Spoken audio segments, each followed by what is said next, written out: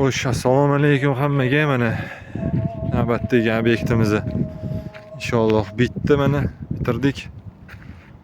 Mana liniyalarini boshqatdan chizdik. Minus havoda bo'yab qo'yganimiz uchun ozgina o'chib ketayotgandi. Chotki turibdi. Chetlarini urib chiqqanmiz. Graylantirib mana ko'tarilmaydi. Chetlarini polni urib chiqqanmiz mana. Go'shtni. Vaqtda o'rtalari kleylanadi, kleylangan. Ko'rishingiz mumkin. Mana liniyalari idealniy bo'lib, chiroyli bo'lib turibdi. Mana. Mana bu yerda begovoy дорожка. Tekkizgina. Xo'sh. Mana yoqqa boramiz.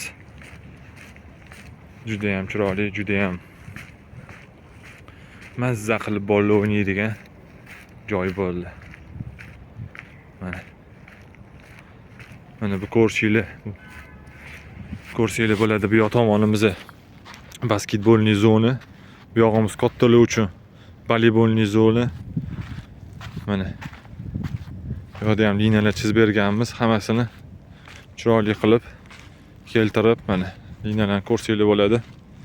Kraskasi inshaalloh 1 yil bemalol turadi. Mana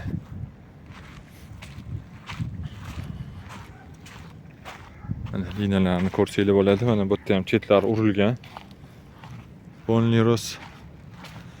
Bu yog'imizda detskiy voleybolniy zona bo'ladi.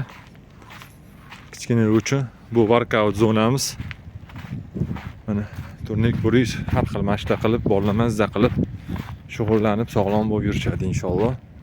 Shularni qilib berganligi, bildirganligi, mehnat qilganligiga hammasiga rahmat deb qolamiz. İnşallah bunaqa obyektlar ko'payib yursin. Hamma mahallalarda. Juda ham chiroyli.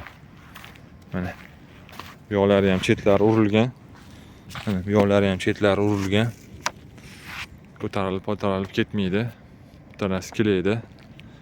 Mana общий obzorda juda ham chiroyli turibdi.